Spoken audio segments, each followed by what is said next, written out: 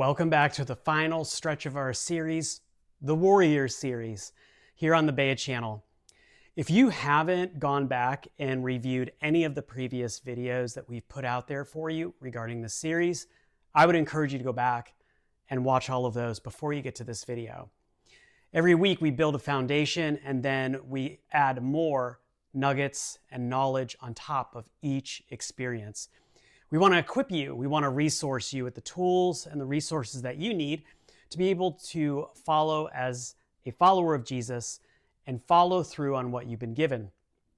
We believe that sometimes we are so hungry for knowledge that we actually miss out on the depth of what's going on, whereas we engage in shallow learning instead of really engaging in depth and intimacy with Father, Son, and Holy Spirit. I want to encourage you that a good warrior is one who actually works hard to master specific tools and doesn't stop until they've mastered one particular weapon or tool or tactic that they need. Then when they're ready, they move on to the next.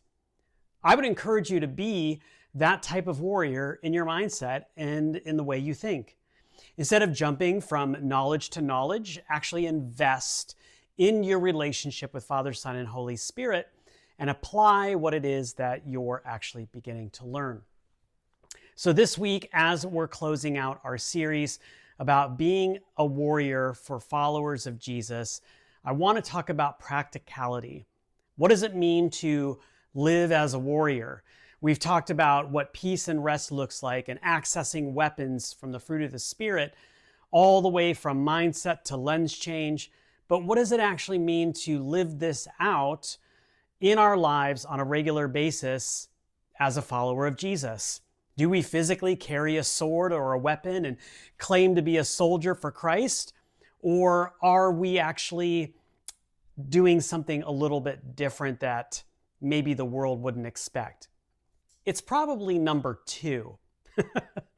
Today, I want to touch base on basic focuses of living in victory, living in community, and also living on mission. Victory, community, and mission. You know, walking out the path of a warrior as a follower of Jesus is not something that we can exactly do by ourselves. Usually it involves a community. We find this in the book of Acts with the followers of Jesus who had experienced the empowering of the Holy Spirit. It says that they gathered together in their homes, they broke bread together, they studied the scriptures or the apostles' teachings, and then they went out on mission. So simple, right? And somehow yet we've imagined to complicate it, just like we do with everything else. I think what's important to understand is found in 1 Samuel chapter 17:47. It tells us that the battle is the Lord's. I want to talk about victory for a moment. Keep in mind, as followers of Jesus, with our mindset change and realization of the scriptures that are before us, it says that the victory is the Lord's. The battle is the Lord's. And if the battle is the Lord's, then that means the battles that we face are the Lord's. We're not just sent out aimlessly into a location to battle against the enemy. But the Lord is present at all times, as we talked about walking through the book of Deuteronomy, chapter 31. So it's important to understand that if we are to move in victory, we're moving from victory to victory. I'm sorry, but I don't believe that we're moving from depression to depression or anxiety to anxiety. And that might upset some of you, but the truth is, as followers of Jesus, all of that has died. And if we're living that out, we're simply living out an old sin habit, not a sin nature. We've been delivered of that. We are to know the victory that God has for us. And that is going to be a whole different discussion and series. In Psalm 144:1, it says, "Blessed be the Lord my rock, who trains my hands for war." I love that.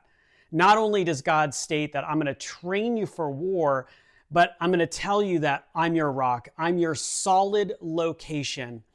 I think that's amazing. It gives us another unction to realize that the victory is already ours. And God is always in the process of training us based on his intimacy with us. Revelation 19:11 says that he judges and makes war in righteousness. As followers of Jesus, one way that we move from victory to victory is warring in a form of righteousness. We war in what is right according to the eyes of the Father, Jesus, and Holy Spirit. Not according to doctrine, not according to emotion or what we think or what we've been told theologically. We have to get into the manual, the scriptures, to really hear and know what it is that God is telling us and how to war in a righteous manner. Finally, Matthew 28:18-20 is the Great Commission. He calls us to this place not only of victory and community, but he calls us into a place of mission, which we get super excited about, doing mission. But as warriors that are followers of Jesus, our mission is to always fight from a place of offense and not a place of defense. I want to remind us during this series that our victory is in Jesus. It's not a point that we get to. The victory is not a battle that's fought and then it's won. The good news is the battle's already been won. Every situation that you're facing or every circumstance that you're facing, there is an opportunity. Actually, there's an opportunity and a promise attached to the situation for you to move in victory. The beauty is you don't have to strum up victory. You don't have to strive for victory because the victory has already been won. It's already in Jesus. And I want to let you know that not only is that victory in Jesus, but every situation and circumstance has victory tied to it. It's only when we're looking through the lens of Christ that we will begin to see the victories that are laid out for us in every situation or circumstance. Why? Because we're reminded in Scripture, the battle belongs to the Lord. It's already a done deal. Finite, if that's even a word. Anyway, the second thing I want to bring up is this, that warriors are not lone rangers. I'm going to tell you right now, even myself, I'm involved in community. Lone rangers are dangerous individuals. And I'm telling you this because God has designed us to function and operate in community. I would encourage you that you become part of a place that you can worship, read scripture, and do the work that God has called you to do. Be the warrior. I've never really heard of a solo warrior who trains by themselves. Everyone has a master. Everyone has a teacher. Everyone submits themselves to learn in the ways that they want to actually learn and function. So I would highly encourage you to be a warrior who's part of a community and actually functions in the fullness of the Bible, B-I-B-L-E. And then finally, I remind us that we're sent on mission. And why? We're sent to manifest the kingdom of heaven here in the earth right now. A solid reminder that this is not our final stop. This is not our resting place. This is simply a moment in time that we're stopping here on earth. We're not citizens of this location. We're citizens of heaven, as Paul tells us in Colossians and in Ephesians.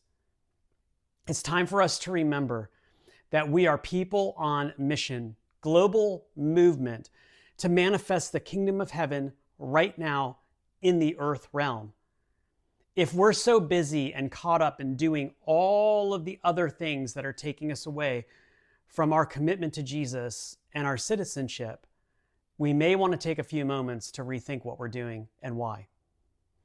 I want to thank you guys as we bring this series to a close for joining me as we have been learning about what it means to be warriors of Jesus.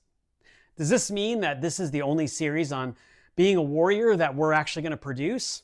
Absolutely not. keeping in mind there's always continuous learning and warriors are always constantly training, even when there's no war. So keep that in mind, because as we go through more and more series, we'll probably come back to revisit what it means to be a warrior of Jesus. Thank you so much for joining us. We encourage you, leave some comments below on how this series is actually impacting your life. We'd love to know how you're actually applying what it is that you're learning here. Thank you so much for being a part of the Bea community. Thank you for making a difference globally. Thank you for growing, and we ask that you would share this with somebody if this resonates with you. Most of all, we bless you in the name of the Father, and of the Son, and of the Holy Spirit. May you walk in the power of the fruit of the Spirit, and may you know His peace intimately.